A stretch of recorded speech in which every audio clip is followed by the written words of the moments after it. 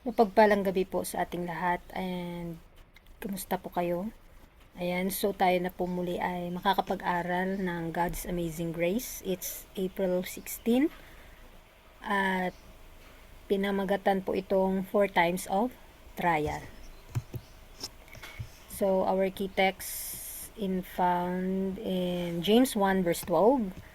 Blessed is the man that endureth temptation, for when he is tried, he shall receive the crown of life, which the Lord hath promised to them that love Him.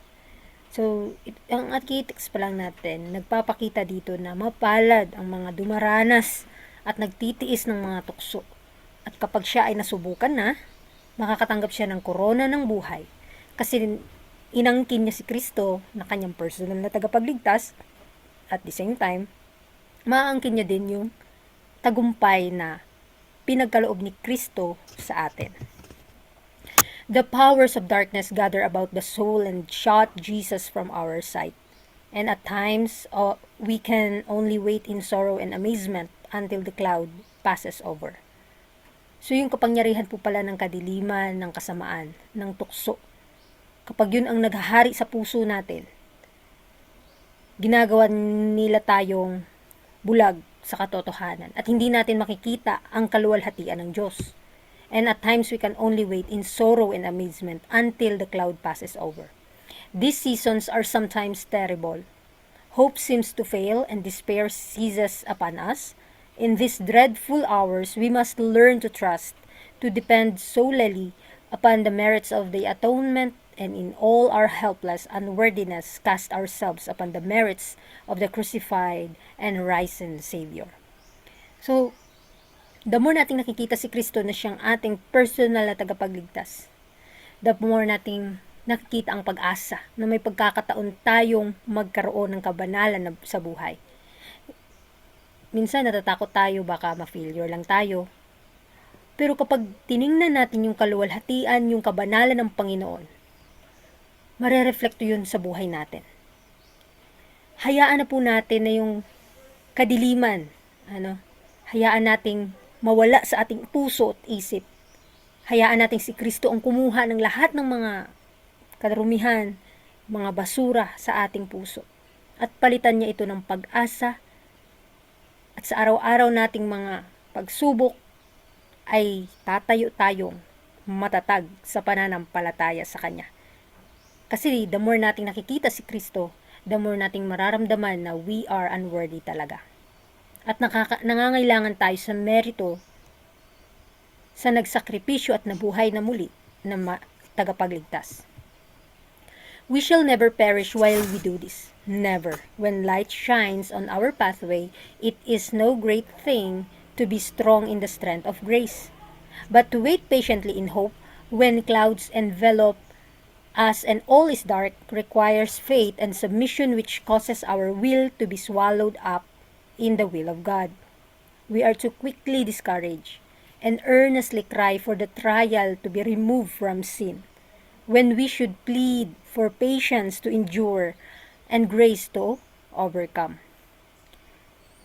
Tandaan natin, sa panahon ng pagsubok, kapag tayo'y tumingin sa isang bagay na nagbibigay sa atin ng encouragement na para maging matatag tayo sa pananampalataya, yung liwanag ng katwiran ng Panginoon ay magliliwanag, magniningning sa ating mga daan.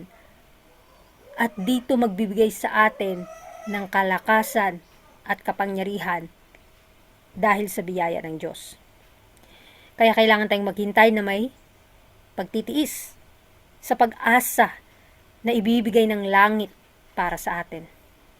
Require po kasi yung pananampalataya na we need to submit ourselves to God. Yung pananampalatayang hahawak sa mga bagay na hindi nakikita, swallowed up in the will of God. So, minsan tayo mabilis lang tayong ma-discourage sa mga pagsubok. Sa maliliit na pagsubok, umiiyak na tayo dahil sa hindi natin kayang buhatin. Totoo naman, hindi naman natin talaga kaya. That's why Jesus invite us na siya yung magpasan ng cross o siya yung magpasan ng mga pagsubok mo sa buhay. Dahil humingi tayo ng pagtitiis para atin po talagang matiis. at sapat na biyaya para makapanagumpay tayo. Those who turn to God with heart and soul and mind will find in Him peacefully security. Ito po yung pangako ng Panginoon sa atin. Na ang ating puso't kaluluwa at pag-iisip ay fully peaceful kapag ating hinanap si Kristo o hinanap ang Diyos ng buong puso at buong kaluluwa at buong pag-iisip.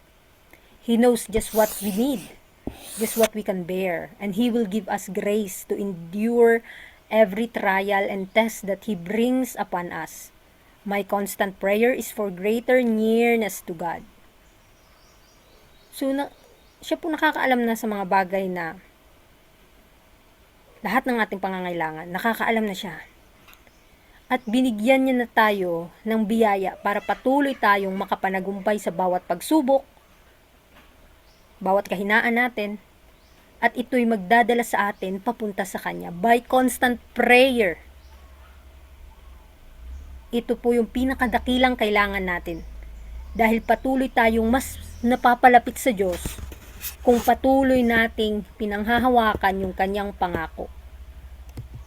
God in His great love is seeking to develop in us the precious grace of His Spirit.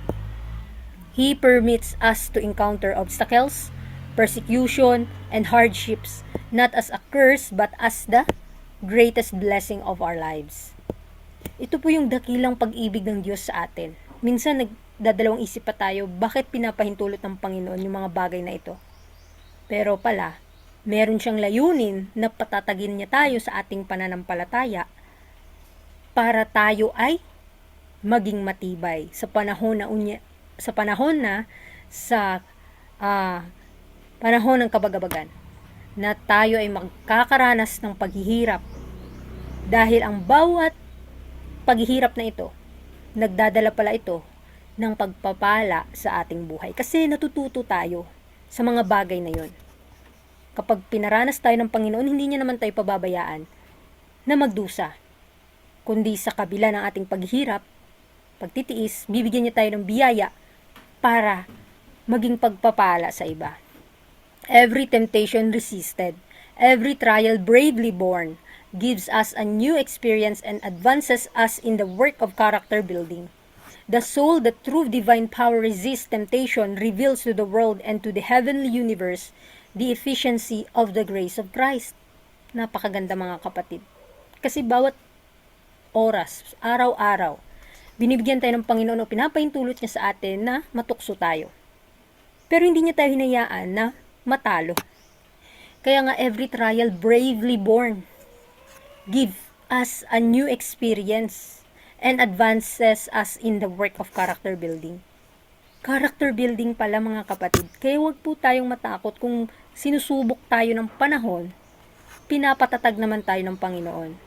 Kaya yung bawat kaluluwang naghahanap ng makapangyarihang o banal na kapangyarihan, banal na espiritu para matalo natin ang tukso, tandaan natin, bibigay niya ito lalong-lalo na hinihingi natin ng buong puso mga kapatid. At makikita ng buong mundo kung paano tayo nakapanagumpay. Kasi yung pakikipag-away na ito, hindi sa dugo't laman, kundi spiritual battle. Inner life natin, yung nakasalalay, sarili natin mismo yung kalaban natin, paano natin mapanagumpayan yun. Pero, ang biyaya ni Jesus, the grace of Christ, mga kapatid, yun lamang po yung tanging nating pag-asa para makapanagumpay. Those who surrender their lives to His guidance and to His service will never be placed in a position for which He has not made provision. Whatever our situation, if we are doers of His word, we have a guide to direct our way. Whatever our perplexity, we have a sure counselor. Whatever our sorrow, bereavement, or loneliness, we have a sympathizing friend. Napakaganda mga kapatid. This is the promise of God for us. Na kahit anumang sitwasyon, maging tagasunod o tagatupad tayo ng kanyang mga salita. Meron tayong gabay. Itong mga salita niya, ang gabay para tayo ay matuto at para tayo ay makadaan sa mga mahihirap na daanan. Kaya nga sa anumang mga kabiguan o paghihirap, meron tayong siguradong konseho. Meron tayong sure counselor na anuman yung sorrow natin, kalungkutan, meron tayong kaibigan na nakikiramay sa atin. Kaya friends and mga kapatid, tandaan natin na anuman yung pinagdadaanan mo ngayon, that's God permit for you para maging matibay ka sa hamon ng buhay. Magiging matatagnawa tayo sa bawat pagsubok na ito dahil hindi naman tayo susubukan kung nakapanagumpay na natin. Kung saan tayo mahina, doon tayo palalakasin ng Panginoon. Kaya sa ating pag-aaral sa gabing ito, nawa ma-realize natin sa ating buhay na bakit pinapahintulot ng Panginoon yung mga pagsubok. Meron siyang layunin na para pakatatagin niya tayo at para maging banal, to be like Him. Na maging Christ-like tayo in character, mga kapatid. Kaya maraming salamat po sa inyong pakikinig at muli magandang gabi sa ating lahat.